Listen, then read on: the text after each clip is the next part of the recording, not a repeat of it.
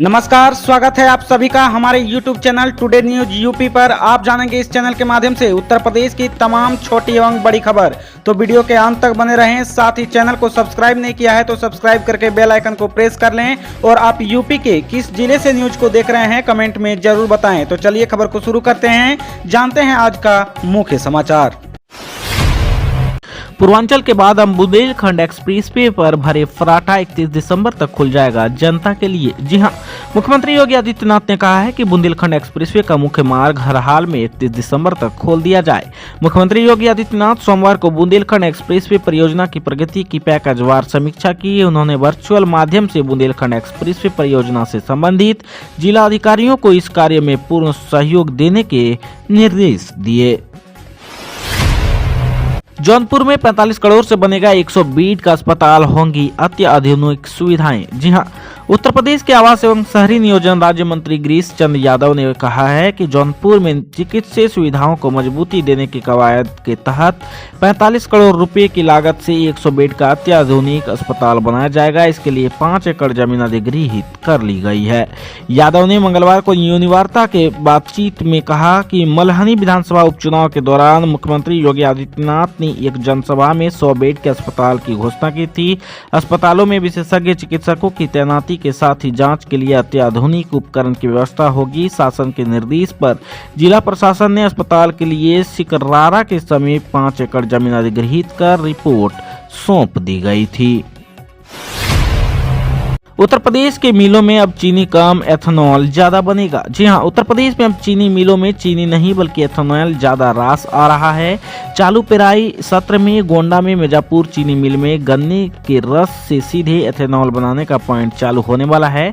बलरामपुर चीनी मिल समूह का यह प्लांट एशिया का सबसे बड़ा प्लांट है। इस मिल में करीब 300 करोड़ रुपए का चीनी का उत्पादन होता है।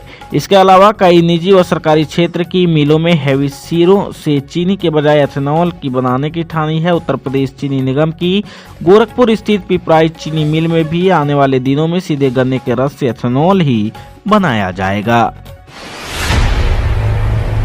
मिशन यूपी के लिए बीजेपी का बड़ा प्लान, दिसंबर से निकालेंगी 6 यात्राएं, सीएम योगी भी होंगे शामिल। जी हां, उत्तर प्रदेश में अगले साल की शुरुआत में होने वाले विधानसभा चुनाव को लेकर भारतीय जनता पार्टी ने अपनी तैयारियां तेज कर दी है। इसके मद्देनजर बीजेपी पूरे प्रदेश में 6 बड़ी यात्राएं निकालेंगी। प्राप्त जानकारी के मुताबिक 7 दिसंबर से पार्टी की पहली यात्रा निकलेगी। इन 6 यात्राओं के जरिए पार्टी अवध, काशी, गोरखपुर ब्रिज, पश्चिमी यूपी और बुंदेलखंड क्षेत्र को कवर करेगी। बीजेपी अपनी इस यात्रा के जरिए मौजूदा सरकार की ओर चलाई गई योजनाओं के बारे में सबको जानकारी देने के साथ अपने कार्यकर्ताओं को इलेक्शन मोड में लाएगी। आज से एक सप्ताह इन राज्यों में बरसेंगे बादल, बढ़ जाएगी ठंड। जी हां, जिसके उत्तर और मध्य भारत में अब दिसंबर की शुरुआत में बरसात की आशंका है। उधर दक्षिणी भारत की राज्यों में अभी बारिश का दौर जारी है। बारिश और जल जमाव से लोगों की परेशानियां बढ़ गई है। अब मौसम विभाग के मुताबिक दिसंबर की शुरुआत में ही 1 से 6 हो सकता दिसंबर के बीच 2 वेस्टर्न डिस्टर्बेंस दस्तक दे सकते हैं और इस वजह से भारत उत्तर की कई राज्यों जैसे राजस्थान, मध्य प्रदेश, दिल्ली, यूपी, बिहार, झारखंड समेत पूरे उत्तर मध्य भारत में बारिश की संभावना है। युवाओं को टैबलेट मोबाइल देने के लिए 4700 करोड़ के टेंडर, दिसंबर के पहले हफ्ते तक जारी होगा वर्क ऑर्डर। जी हां, प्रदेश के युवाओं को मुफ्त टैबलेट और मोबाइल वितरण के लिए 4700 करोड़ रुपए का टेंडर खुला है। 2500 करोड़ रुपए में टैबलेट खरीदे जाएंगे। 2200 करोड़ रुपए की लागत से स्मार्टफोन की खरीद होगी। इसके लिए सैमसंग, लावा, विस्टल व एसर जैसी बहुराष्ट्रीय कंपनियों ने टेंडर दाखिल किए हैं। टेंडर किस कंपनी को मिलेगा यह दिसंबर के पहले हफ्ते में पता चलेगा। यूपीडेस्को टेंडर हासिल करने वाली कंपनी को आपूर्ति का आदेश जारी करेगा। कंपनी को 3 महीने में टैबलेट व मोबाइल की आपूर्ति करनी होगी। प्रदेश में स्नातक व स्नातकोत्तर समेत अन्य व्यावसायिक पाठ्यक्रमों में अध्ययनरत 68 लाख विद्यार्थियों को इसका वितरण किया जाना है। आयुष्मान भारत योजना कॉर्पोरेट अस्पताल में गरीबों को मुफ्त इलाज, बदलेगी स्वास्थ्य व्यवस्था की तस्वीर। जी हां, यूपी में अब गरीबों को भी कॉर्पोरेट अस्पताल में मुफ्त इलाज की सुविधा मिल सकेगी और वह राजधानी लखनऊ के अपोलो और सहारा जैसे कॉर्पोरेट अस्पतालों में मुफ्त इलाज करा सकेंगे। वहीं इस बात की भी तैयारी है कि उन्हें मेदांता अस्पताल में भी इलाज की सुविधा मिल सके। गरीबों को ये सुविधा आयुष्मान भारत प्रधानमंत्री जन आरोग्य योजना के तहत मिलेगी। ये प्रदेश की स्वास्थ्य व्यवस्था की दिशा में एक बड़ा कदम है। छात्रवृत्ति और फीस भरपाई की ऑनलाइन आवेदन का आखिरी मौका। जी हां, छात्रवृत्ति व फीस भरपाई के ऑनलाइन आवेदन से अब तक वंचित रहे छात्र छात्राओं का भी एक और मौका मिल सकता है। समाज कल्याण विभाग की ओर से इस बारे में अनुमति मांगी गई है। अगर शासन से अनुमति मिल गई तो 10 जनवरी तक छात्रवृत्ति और फीस भरपाई से वंचित छात्र छात्राएं ऑनलाइन आवेदन कर सकेंगे।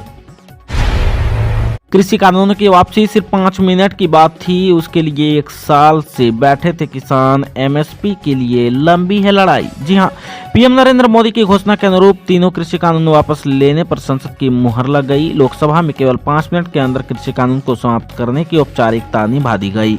विपक्ष इस मुद्दे के बहाने सरकार को घेरने की मंशा के लिए बहस कराए जाने की गुहार लगाता रह गया, लेकिन उसकी एक नहीं चली। केंद्र सरकार की कामकाज के इस तरीके पर विपक्ष ही नहीं, किसानों के ने भी सवाल खड़े किए हैं। किसानों का कहना है कि आज सरकार ने केवल 5 मिनट में यह कानून खत्म कर दिए। सभी यह जानते हैं कि यह चंद मिनटों में किया जा सकता है, लेकिन सरकार ने इसके लिए किसानों को 1 साल तक बिठाए रखा। यदि सरकार 1 साल पहले ही यह बात मान लेती तो इस मुद्दे पर इतना विवाद न खड़ा होता। इसके साथ ही दोस्तों, नए वेरिएंट का खौफ किसी भी देश से लौटे लोग सर्विस लॉन्च पर लिए गए जीनोम सीक्वेंसिंग होगी। जी हां, कोरोना की नए वेरिएंट ओमिक्रॉन की दहशत के बीच स्वास्थ्य विभाग ने विदेश से आने वाले यात्रियों की आरटीपीसीआर जांच के साथ जीनोम सीक्वेंसिंग कराने का फैसला किया है। अभी तक प्रभावित 7 देशों से आने वाले लोगों की ही जांच की बात कही गई थी, मगर अब नई गाइडलाइन के हिसाब से किसी भी देश से आने वाले लोगों की जांच होगी। उनके नमूने जीनोम सीक्वेंसिंग के लिए भेजे जाएंगे। एयरपोर्ट पर ही सैंपल लिए जाएंगे। अगर दिल्ली या लखनऊ एयरपोर्ट से कानपुर किसी अन्य साधन से आए हैं तो विदेश मंत्रालय रोजाना सूची अपडेट करेगा। उत्तर प्रदेश की तमाम बड़ी खबरों से अपडेट रहने के लिए हमारे चैनल टुडे न्यूज को सब्सक्राइब करें और बेल आइकन को दबाना ना भूलें।